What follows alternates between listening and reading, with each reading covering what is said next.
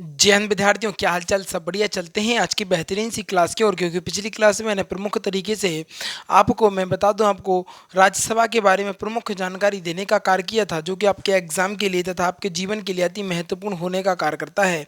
आज हम प्रमुख रूप से बात करने वाले हैं राज्यसभा के लिए, राज्यसभा के सदस्य के लिए योग्यता क्या क्या होनी चाहिए, और इसके अलावा राज्यसभा की विशिष्ट शक्तियों के बारे में प्रमुख रूप से चर्चा करने वाले हैं। याद रखिएगा, यदि आप 2023 के अंत में एक बेहतरीन सी जॉब पाना चाहते हैं तो सीधा जुड़ जाएं फ्यूचर एकेडमी XYZ से, क्योंकि यह एक ऐसा प्लेटफॉर्म है जो कि आपको फ्री में, बिल्कुल फ्री में सारे कोर्सेज प्रोवाइड कराने का कार्य करता है। चाहे सुबह स्टैटिक जीके का बैच हो, चाहे आपको बता दें 11 बजे का बता दें हिस्ट्री का बैच हो, चाहे आपको रात में 8 बजे पॉलिटी का बैच हो, सभी प्रकार के बैच आपको बिल्कुल फ्री में दिए जा रहे हैं। सभी में कंटेंट बेस्ट दिए जा रहा है, बेस्ट टीम के द्वारा दिया जा रहा है। इसके अलावा मैं आपको बता दूं कि जो कंटेंट देते हैं वो सारा डिटेल में होता है, एनसीईआरटी बेस होता है, कतई कोई दिक्कत नहीं होने वाली है। बशर्ते अब सिलेक्शन हुआ बहुत आसान फ्यूचर एकेडमी से पढ़ के। बशर्ते याद रखिएगा आप लोग कि डेली रिवीजन तथा वीकली रिवीजन में बेसिस करके फोकस करिएगा, डेली पढ़िएगा और अपने हाथों से नोट्सों को बनाने का कार्य करिएगा। इसके अलावा यदि आप टेलीग्राम के माध्यम से भी जुड़ना चाहते हैं तो नीचे डिस्क्रिप्शन में लिंक मिल जाएगी, वहाँ से आप टेलीग्राम के माध्यम से भी हमसे जुड़ सकते हैं। इसके अलावा यदि आप इंस्टा पे जुड़ना चाहते हैं तो अजय 509 शर्मा डालेंगे तो वहाँ पर इंस्टा पर मैं मिल जाऊँगा, वहाँ पर भी आप ऐड होकर अपने विभिन्न प्रकार के प्रश्नों के उत्तर हमसे प्राप्त कर सकते हैं। चलते हैं आज की बेहतरीन सी, जानदार सी, शानदार सी क्लास की ओर, क्योंकि आज की क्लास बहुत गजब होने वाली है। देखते हैं आज की क्लास। अगर हम बात करें राज्यसभा के सदस्यों की योग्यता, तो पहली योग्यता की अगर हम बात करें तो वह भारत का क्या होना चाहिए? वह भारत का नागरिक हो। क्या हो? वह भारत का नागरिक होना चाहिए। ये तो प्रमुख नियम हो गया। भैया भारत का नागरिक है, ठीक है। वह पागल या दिवालिया ना हो। पागल या दिवालिया का मतलब समझते हो? पागल तो समझते हो, बट दिवालिया का मतलब नहीं समझते हो। दिवालिया का मतलब ये होता है, मान लो आप एक बहुत बड़े बिजनेसमैन है, बहुत पैसा है आपके पास और एकदम सब चौपट हो गया और आप रोड पर आ गए, तो कहते नहीं दिवाला निकल गया। क्या कहते हैं? कर्जे के चक्कर में दिवाला निकल गया, तो वही दिवालिया वाली बात हो रही है। ठीक है। इसके अलावा आपके पास किसी लाभ के पद पर ना हो। याद रखो, लाभ का पद क्या होता है, जल्दी से बताओ। मैंने प्रमुख रूप से पिछली वीडियो में बता रखा है कि लाभ का पद क्या होता है। यदि आप गवर्नमेंट एम्प्लॉय हो, सरकारी नौकरी करते हो, तो वो सारे कौन से पद पर आते हैं? लाभ के पद पर। इसके अलावा मैं बता दूं आपको, मंत्री हो गया, नेता हो गया, सांसद हो गए, ये क्या है? ये लाभ के पद पर नहीं है। क्या है? ये लाभ के पद पर नहीं है। लाभ के पद पर सरकारी नौकरी वाले यानी गवर्नमेंट एम्प्लॉय को माना जाता है, तो वह किसी भी लाभ के पद पर ना हो। या ठीक है, याद रखना इस बात को। ठीक है। इसके अलावा अगर हम बात करें, कम से कम 30 वर्ष की आयु का हो। अब समझो 30 प्लस की आयु का होगा तो वो 30 प्लस आयु का होगा तो कहीं ना कहीं वृद्ध होने की अवस्था उसकी आने वाली है। लगभग की वृद्ध जीवन में पहला कदम वह रख चुका है 30 प्लस में। आप समझो 30 प्लस है तो यानी समझ लेना आप, एक तो वृद्ध होगा। इसका फ़ायदा भी इसलिए है, देखो कोई भी जो बुज़ुर्ग लोग होते हैं कहीं ना कहीं सभी निर्णयों, उन्हें इतना एक्सपीरियंस होता है पीछे का, बहुत कुछ उन्होंने देख रखा होता है, और वो जो निर्णय लेने की उनकी क्षमता होती है कहीं ना कहीं जो जोशीले लोग होते हैं ना, जवान लोगों से कहीं ना कहीं अधिक होती है, क्योंकि उन्होंने बहुत कुछ देख रखा होता है। जवानी का जोश में बहुत कई फैसले ऐसे होते हैं जो गलत हो जाते हैं, परंतु वृद्ध अवस्था में जैसे ही हम पहुंचते हैं तो कहीं ना कहीं चीज़ों को सोच विचार कर निर्णय लेने की क्षमता हमें उत्पन्न हो जाती है। ठीक है, तो ये बात रही। अगर हम बात करें राज्यसभा को शिक्षित तथा वृद्धों का सदन कहते हैं।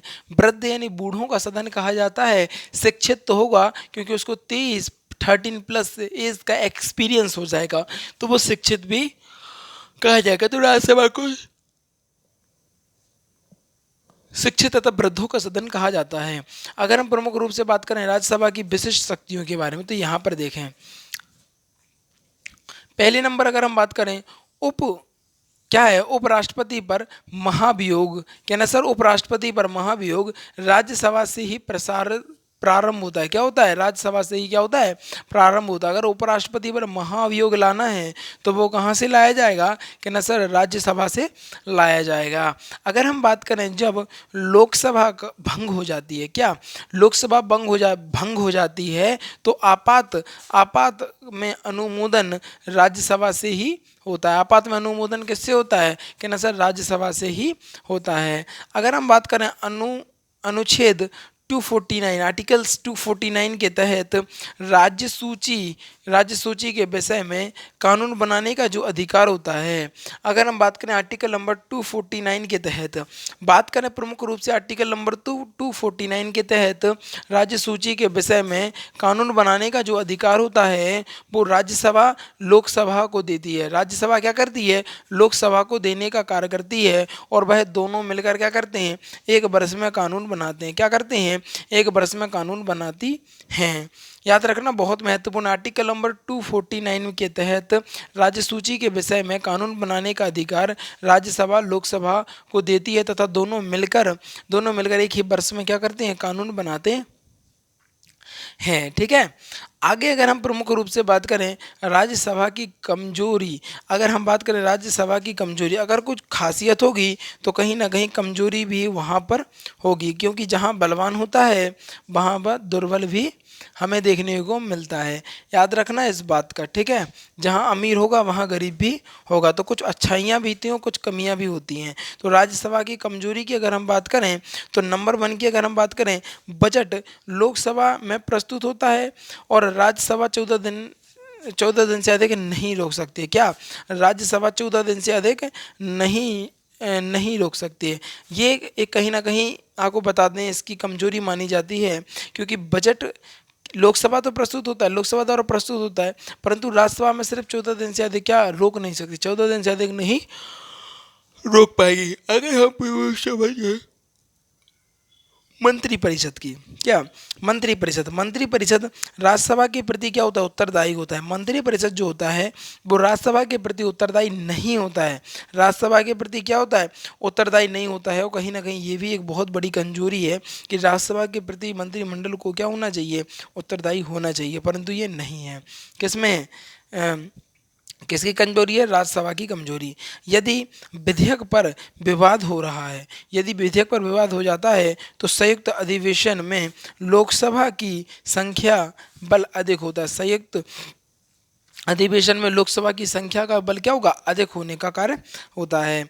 अगर हम बात करें अगले पॉइंट की, तो जिस कारण विधेयक लोकसभा की इच्छा अनुसार पारित होता है, जिस कारण क्या होता है? लोकसभा जिस कारण विधेयक जो होता है वो किसकी इच्छा के अनुसार होता है? कि न सर, वो जो होता है वो लोकसभा की इच्छा के अनुसार पारित होता है। ये प्रमुख रूप से चीज़ें नहीं आज की, बहुत जानदार शानदार थी। छोटी छोटी वीडियो के माध्यम से आपको मैं बेस्ट कंटेंट देने का कार्य करता हूँ।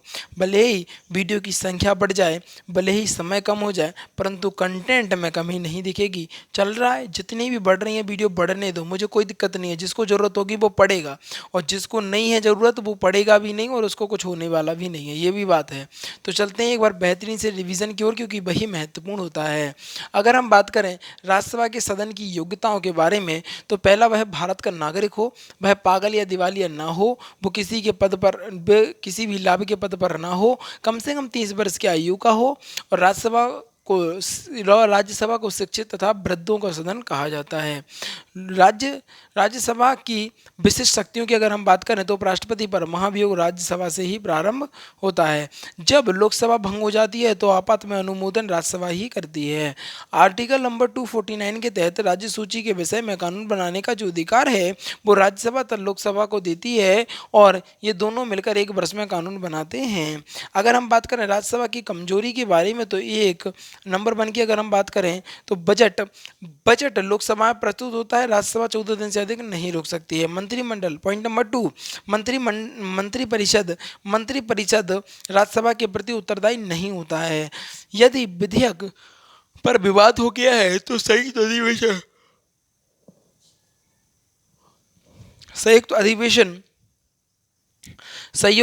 अधिवेशन में लोकसभा की संख्या पर बल अधिक होता है। अगर हम बात करें जिस कारण विधेयक लोकसभा की इच्छा अनुसार पारित होता है, तो ये सारी चीज़ें नहीं बहुत जानदार शानदार रहती हैं चीज़ें, बशर्ते आपको चीज़ों को समझना चाहिए और पढ़ना चाहिए, तभी आप कहीं ना कहीं जीवन में आगे बढ़ने का प्रयास कर सकते हैं और आगे बढ़ सकते हैं। याद रखना, मेरा तो मोटिव यही रहता है कि आप लोगों को best content, best material, best theme दी जाए, बशर्ते आप लोग रेगुलरिटी नहीं रखते हैं तो आनंद खराब हो जाते हैं। भैया रेगुलर रहो, मैं बार बार कह रहा हूँ, कहीं ना कहीं रेगुलरिटी आपके विजय के परचम का कार्य करेगी। आपके लिए इतने बेहतरीन बेहतरीन batch, Baahubali batch, Ram Setu batch, Agnipath batch, कितने गजब गजब के बैच लॉन्च कर रखे हैं, परंतु आप लोगों को पढ़ना नहीं है, जिस कारण कहीं ना कहीं आप लोग पीछे होते हुए मुझे दिख रहे हैं। भैया पढ़ो, आगे बढ़ो, क्योंकि वह माता पिता, उनकी तो सोचो कम से कम, जो पैसा कमा रहे हैं आप लोगों के लिए, आप लोगों के लिए मेहनत करते हैं कि नहीं भैया करना है, बच्चों को पढ़ाना है जी, भविष्य आगे जाके अपना भविष्य सुधारेंगे, और आप कहीं ना कहीं मक्कारी दिखाते हो तो अपने जीवन में कहीं ना कहीं पीछे होने का कार्य करते हो। मेरा तो काम भैया आप लोगों को समझाना है, मैंने समझा दिया। इन्हीं चंद शब्दों के साथ विदा लेना चाहूँगा। याद रखेंगे डेली रिवीजन तथा वीकली रिवीजन विशेष करके फोकस करेंगे।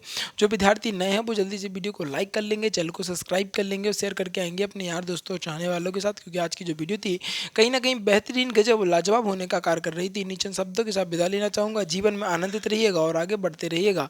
थैंक्स फॉर वॉचिंग, और इसका स्क्रीनशॉट प्रमुख रूप से महत्वपूर्ण तरीके से ले लीजिएगा। यदि पीडीएफ चाहिए तो टेलीग्राम पर जाकर आप वहाँ पर टेलीग्राम के माध्यम से हमसे जुड़ सकते हैं, और टेलीग्राम की लिंक में नीचे आपको डिस्क्रिप्शन में सेंड कर दी जाएगी। ठीक है, जय हिंद, जय भारत, और जल्दी से इसका रिवीजन करो, ठीक है।